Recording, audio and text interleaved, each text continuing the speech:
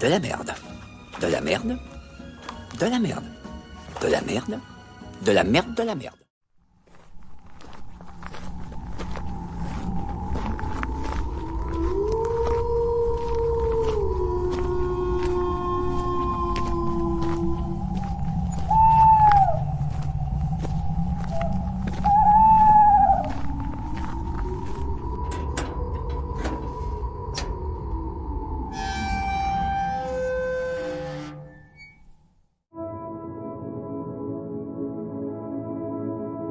Bonjour à toi et bienvenue dans le Son de la Crypte, le podcast du site de la Crypto-série. Ici, tu trouveras des versions audio des articles présents sur le site.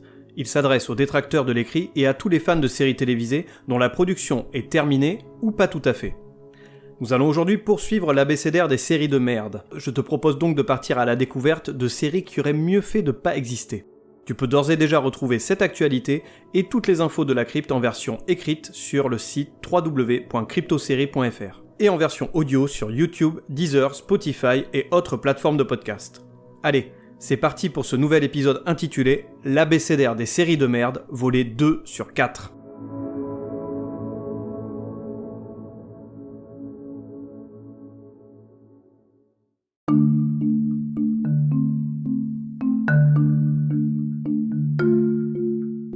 Dans la vie, il y a des séries qui sont bien écrites et il y a les autres. En effet, est-on plus enclin à écrire un scénario de qualité avec une plume de cygne ou avec une plume de pigeon ? L'aspect soyeux des barbes de la plume offre-t-il au scénariste un moyen d'ouvrir son esprit à la créativité ? La faculté du calamus à entrer en communion avec la feuille de papier est-elle synonyme de fluidité d'écriture ? Bref, peut-on percer le mystère lié à l'écriture d'une bonne série télévisée ? Ce serait pas mal, car certains écrivent leur scénario en tenant leur plume de dindon avec les pieds. Bienvenue dans le deuxième volet de l'abécédaire des séries de merde.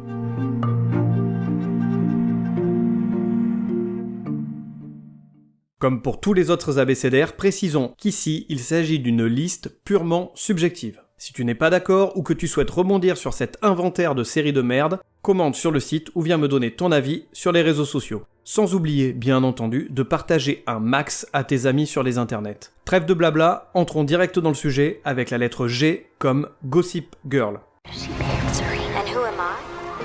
That's not a secret I'll never tell. You know you love me. XOXO. Gossip Girl. Je sais pertinemment qu'en intégrant Gossip Girl dans cet abécédaire des séries de merde, je vais m'attirer les foudres d'un grand nombre de fans de la série. Je vous emmerde, voilà, je vous emmerde tous. Et pour être tout à fait honnête avec toi, j'ai regardé les 3 ou 4 premières saisons. Alors pourquoi en parler ici même dans ce cas ? Eh bien tout simplement parce que mon côté masochiste n'était pas assez extrême pour me pousser à regarder l'intégralité du show. Je suis maso mais pas à ce point-là. Les personnages à la fois détestables et tête à claque ont eu raison de moi. Et je parle ici de Chuck Bass, Blair Waldorf ou encore Georgina Sparks. Bande de crottes de braillards de demeurés. Vous êtes tous des cons. Et même Serena van der Woodsen me sortait par les yeux. Mon seul désir, outre de caresser sa belle chevelure, de glisser mes doigts entre ses mèches, de chatouiller délicatement son cuir chevelu... Appelez la police ! Appelez la police ! Oh pardon, mon seul désir, disais-je, c'était de la jambifler. Ouais, la jambifle, tu connais pas ? C'est le fait de gifler quelqu'un avec une tranche de jambon roulé. Je te promets, c'est très amusant. Encore plus avec des personnes qui portent des lunettes. Tu devrais essayer ça en soirée. Non mais attendez, c'est n'importe quoi. Oui, c'est un peu gras, bon, bref. Le gras, c'est la vie. L'idée de départ de la série était pourtant bonne, avec cette blogueuse inconnue racontant tous les ragots sur son site. Malheureusement, et comme bien souvent, la série s'est étalée, à l'instar du jambon sur les lunettes, Il est toujours aussi drôle ou juste les jours où il est recherché pour meurtre? sur un trop grand nombre d'épisodes et de saisons. Et j'ai vite déchanté à voir tous ces bourgeois new-yorkais surexcités avec leurs petits problèmes de riches. Dans le genre série pour ados avec des privilégiés, je lui préfère 100 000 fois un Newport Beach. Plus drôle, mieux écrit et avec des personnages bien plus intéressants.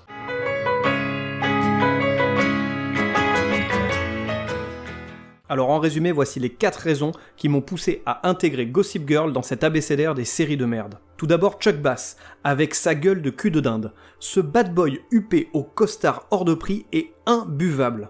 Ensuite il y a Blair Waldorf, avec sa gueule de petite bourgeoise mal... Je n'ai rien dit, tu l'auras compris, des personnages horripilants. Gossip Girl est une série qui veut trop en faire, et épuise rapidement son côté mystérieux avec ce blogueur de l'ombre.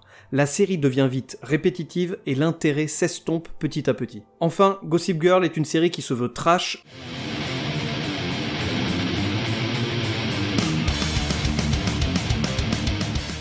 où les protagonistes se posent des questions métaphysiques tout droit sorties du cerveau d'une limace. Tu veux du trash? Tu veux de la réflexion sur la jeunesse et la société dans laquelle ils évoluent? Regarde plutôt Skins, ou alors plus récemment, tu peux aller du côté de Euphoria. Are you okay, Kat? No! Yes! Fuck it! I am in love with Nate Jacobs and he is in love with me! And you know you fucking give me that look, Maddie, because I didn't fuck your boyfriend. You two were broken up for 3 weeks and 3 days before we even had sex, so I didn't betray you! Plus, you guys are terrible for each other and you know I'm right and you guys can all judge me if you want, but I do not care! I have never, ever been happier! Sans plus attendre, passons à la lettre H comme Hélène et les garçons.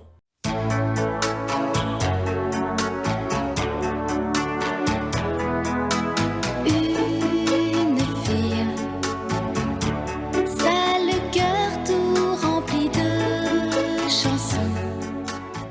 On attaque du lourd avec Hélène et les garçons que j'aurais pu intégrer dans une catégorie AB Productions sous la lettre A. Car entre Premier baiser, Le miel et les abeilles, Les filles d'à côté et j'en passe bien d'autres, AB Productions nous a gâtés pendant de nombreuses années. Je pense qu'on pourra faire tous le même constat. Hélène et les garçons est une série nulle. C'est effectivement évident. Le jeu d'acteur est inexistant, les scénarios sont écrits à la plume de poussin mort, et les intrigues aussi palpitantes que le cœur d'un homme en arrêt cardiaque. Soyons pourtant honnêtes, le cœur de cible de ces séries AB est donc, d'Hélène et les garçons, et la jante féminine. Bon nombre de filles et de femmes regardaient cette sitcom à la française dans les années 90. C'était le petit plaisir d'après l'école au moment du goûter. Les garçons, venez goûter. J'ai fait du riz au lait. Oh, chouette. Retrouver ces beaux personnages à qui il arrivait des aventures rocambolesques. Surtout, l'intérêt était de suivre les histoires d'amour de ce groupe d'individus. Bon, soyons honnêtes, le public féminin n'était pas le seul à regarder cette série. Les jeunes garçons aimaient aussi la suivre. Alors certes, pas ouvertement, toujours la main sur la télécommande pour changer de chaîne au cas où quelqu'un rentrerait dans la pièce où se situe la télévision. Non, sire, pour une fois, c'est pas moi. J'étais là, je priais. Et par-dessus tout, ne jamais avouer à ses copains qu'on regarde cette mièvrerie pour les filles. Attends, je suis un bonhomme moi, je regarde pas cette merde, j'ai un poster de Stallone et de Van Damme dans ma chambre, mec. Et pourtant, parle à un homme ayant grandi dans les années 90 et mentionne-lui le doux nom d'Adeline dans Hélène et les garçons. Il se souviendra inévitablement de la jolie comédienne Manuela Lopez. Hey, Gump! Vise un peu ces nichons à celle-là. Et ça marche aussi avec Le miel et les abeilles, et la sympathique Mallory Nataf. Et oui les mecs, arrêtons les cachotteries, et avouons que sans suivre quotidiennement la série, on y a tous jeté un œil de temps en temps, car les actrices émoustillaient nos petites pensées nocturnes.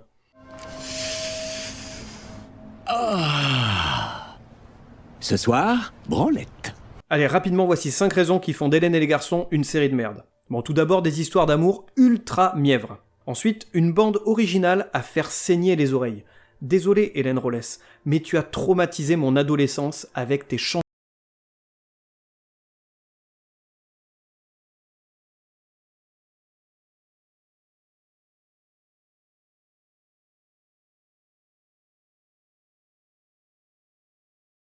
Ta gueule, salope! Pour le troisième point, je citerai les musiciens, qui ne font quasiment jamais de musique. Les mecs, vous disposez d'une putain de salle de répétition, alors jouez! Arrêtez vos élucubrations de prépubères alors que vous avez tous la trentaine. Est-ce que c'est clair? Pour le quatrième point, on peut citer que la série est classée dans le genre comédie. Oh là là là là, quelle poilade devant Hélène et les garçons. J'en ai encore des crampes d'estomac. J'avais le fou rire. T'avais le fou rire? Ouais, vachement. Il avait le fou rire. Bon, et enfin, des histoires à dormir debout. Comment un petit groupe d'étudiants lambda arrive à se mettre dans autant de merde? Cela a tout de même permis de nous offrir une scène de baston mémorable. Je te renvoie sur le site de la crypte pour la trouver, ou tu peux tout simplement aller sur YouTube et taper Hélène et les garçons, bagarre. Tu verras, tu vas bien te marrer. Combat d'infirme! Du côté du I, nous allons rencontrer Imaginary Mary.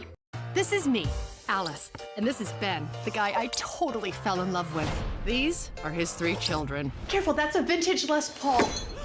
That I'm totally not ready to deal with. Hola! And that is Mary, my imaginary friend from childhood. Why am I so nervous? You know what we need. She's back to help me. This girl is on fire! I think. Alors je n'ai pas regardé cette série. Alors pourquoi en parler sachant qu'il n'est pas vraiment correct de juger quelque chose que l'on ne connaît pas? Pourtant, le jugement est intrinsèquement lié à la faculté de penser par soi-même.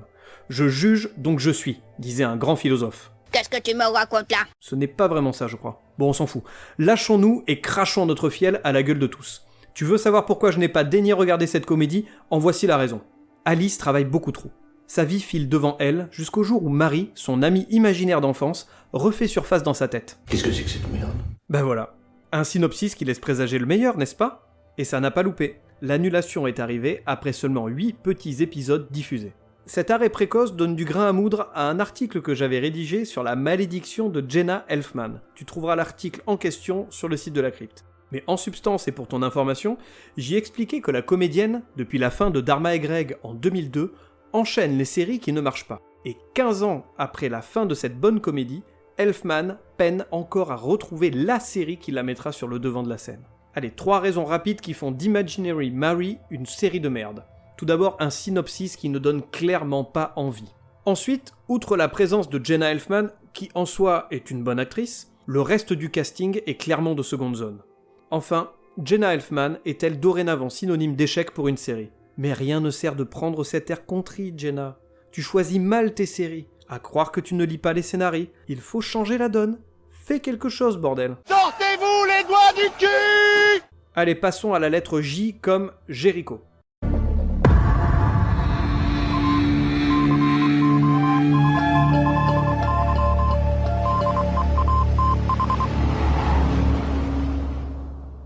Si des fans de la série laissent traîner leurs oreilles ici, je leur propose de passer leur chemin. Cassez-vous d'ailleurs, ça m'énerve, ça. Barrez-vous. Bon, en fait, vous pouvez même rester car je ne vais pas m'étendre sur le cas Jericho, série que j'ai démontée à de nombreuses fois, j'en parlais d'ailleurs dernièrement dans le premier volet de l'abécédaire des séries de merde, avec le cas de Flash Forward. En substance, voici 5 raisons qui font de Jericho une série de bouse. En un mot, cette série est du gâchis. Quel gâchis, je te jure, c'est la vie de ma mère, ça me fait de la peine. Le synopsis était alléchant et laissait entrevoir pas mal de possibilités. Je m'attendais à une série dure dans laquelle les personnages allaient en chier. Figure-toi que oui, ils en chient. Oui, il y a du drame. Mais le tout est entaché par des scénettes ridicules et inintéressantes. Au final, on en chie plus qu'eux à regarder cette série. Ah ben bien sûr, j'aurais pas. Ensuite, il y a un patriotisme bien trop présent au sein de la série. Ok, on est chez les ricains, mais là c'est too much. Troisième point, des personnages énervants. Et la palme revient à Dale. Oh non, Paul. Ce petit bonhomme fleuri d'acné a gâché toutes les scènes dans lesquelles il joue. Son personnage est insipide. Il lui arrive des merdes à chaque épisode et franchement, on s'en fout. Il n'apporte rien au scénario. Il aurait fallu s'en débarrasser dès le départ, je ne sais pas moi, lui faire atterrir la bombe nucléaire sur la tronche, bordel. Je vais lui montrer qui c'est Raoul. Aux 4 coins de Paris qu'on va le retrouver éparpillé par petits bouts façon puzzle. Moi, quand on m'en fait trop, je correctionne plus. Je dynamite. Je disperse. Je ventile. Quatrième point, la série tombe dans la facilité en nous desservant une vague histoire de complot. Encore une fois, on revient là-dessus. C'est devenu monnaie courante dans les fictions de ces dernières décennies. Il faudrait voir à se renouveler. Eh bien, le changement, c'est maintenant! Enfin, parlons du générique. Un générique bien pauvre à la Lost. Je pense que le stagiaire de 3e qui passait par les studios a dû s'en occuper à ce moment-là. Ton esprit doit être attentif à la force, jeune Padawan. Oui, maître. Que nous réserve à présent la lettre K? Ah, Kevin probably saves the world. Protecting mankind is up to one man.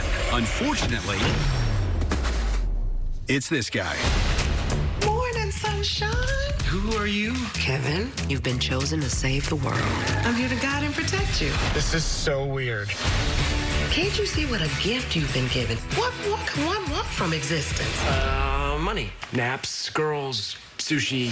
Kevin probably saves the world. Tuesdays this fall. Muscles, bacon. On ABC. Alors difficile de trouver des séries commençant par la lettre K. Ayant été bercé par la série K2000 dans ma jeunesse, je ne me voyais pas la faire figurer dans cet abécédaire. La sélection s'est donc portée sur Kevin Probably Saves the World. Comme on pouvait s'en douter à la sortie de la série, celle-ci n'a pas su trouver son public, les audiences n'ont fait que chuter épisode après épisode. Alors ça parle de quoi? Je vous raconte cette histoire? Elle commence par une nuit noire, où l'on découvre un homme en noir, nourrissant de noir des seins. L'histoire est assez farfelue. Elle raconte comment Kevin, un jeune homme suicidaire, devient le seul et hypothétique sauveur de l'humanité. Une mission que Dieu lui a confiée. Il est aidé de son sidekick, l'ange Yvette. Voici Yvette Horner! Ouais!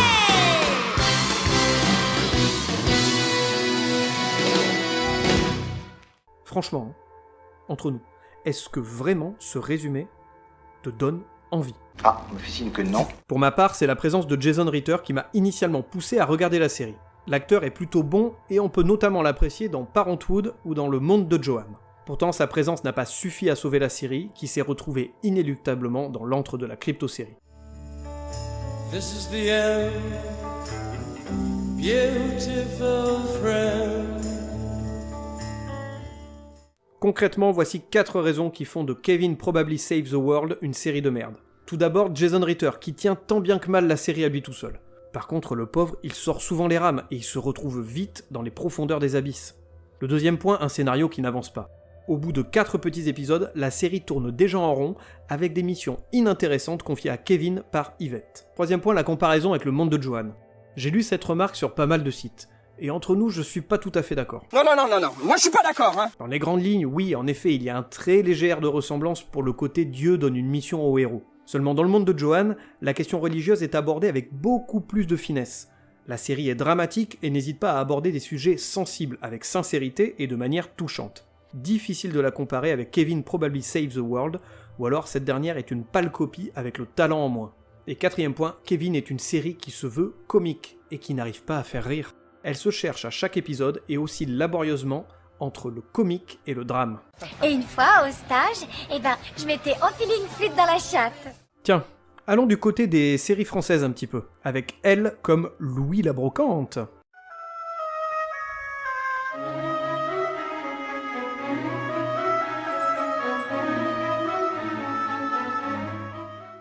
Bon, pour cette lettre, le choix fut difficile. Entre la peste et le choléra, mon cœur balançait. Finalement, c'est ce cher Louis la Brocante qui a su me séduire. Il faut dire qu'un mec aussi badass que Louis, ça ne court pas les rues. Je mets les pieds où je veux, Little John. Et c'est souvent dans la gueule. Sérieusement, as-tu déjà vu un brocanteur qui a autant la classe? Le mec, entre la vente de la vieille armoire de ta grand-mère et le pot de chambre de Pépé, il résout des incivilités et des crimes. Alors que pourtant, on le sait tous, les brocanteurs, ils sont tous alcooliques, racistes et pauvres d'esprit. Mais il y en a des biens.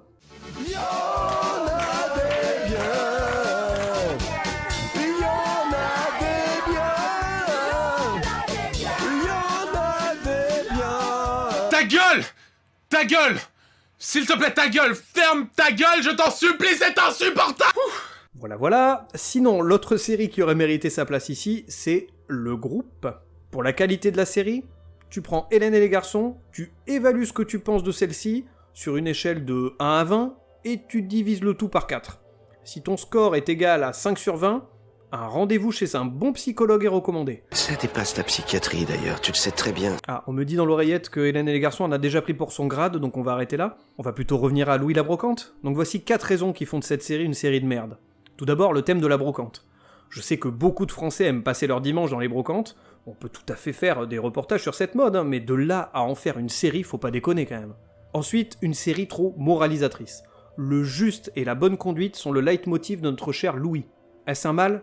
Peut-être pas, finalement, dans cette société qui a un sérieux besoin de voir le bon en chaque individu. Néanmoins, trop de gentillesse, bonté et autres complaisances fatiguent à la longue. Je suis fatigué, patron. Troisième point, une série soporifique. Alors si tu as des problèmes d'insomnie, installe-toi devant Louis la Brocante. Tu seras dans les limbes une fois le générique passé, à l'instar d'un Inspecteur d'Eric ou d'un Thalassa.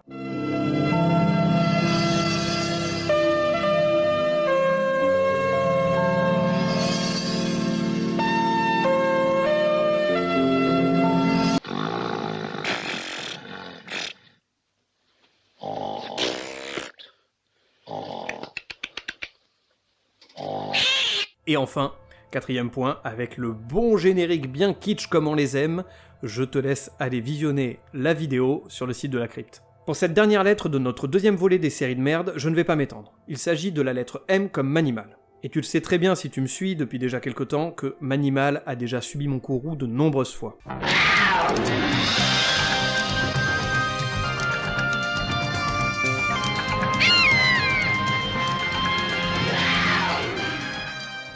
Mais en substance, voici les 5 raisons qui font de Manimal une série de merde.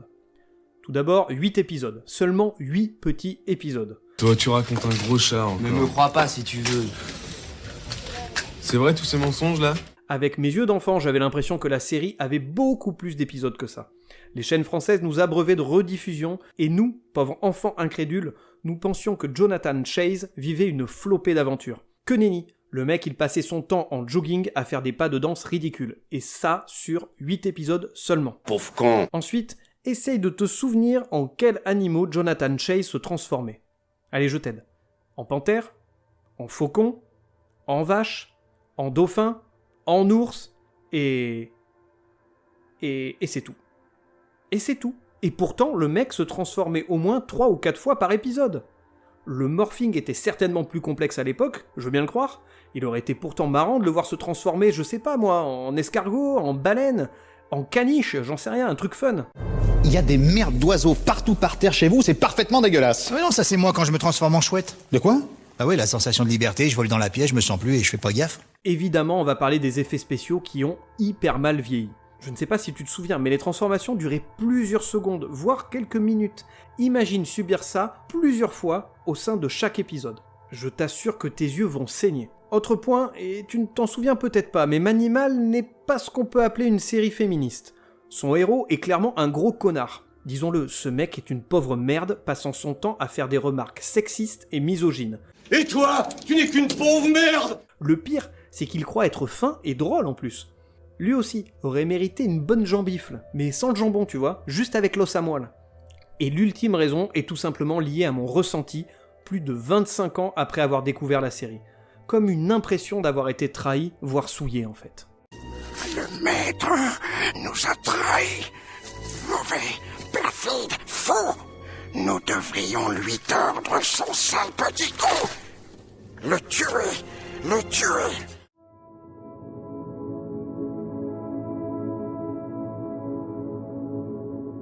Ce deuxième volet de l'abécédaire des séries de merde s'achève ici. J'espère encore une fois ne pas t'avoir offensé. Si c'est le cas, n'hésite pas à venir dans la partie commentaires du site de la Crypto-Série ou à venir en discuter avec moi sur les réseaux sociaux, Instagram, Twitter et Facebook. N'oublie pas que tu peux retrouver tous les épisodes du Son de la Crypte sur toutes les plateformes de podcast ainsi que sur la chaîne YouTube de la Crypto-Série. Je te donne rendez-vous rapidement pour la suite de cet abécédaire.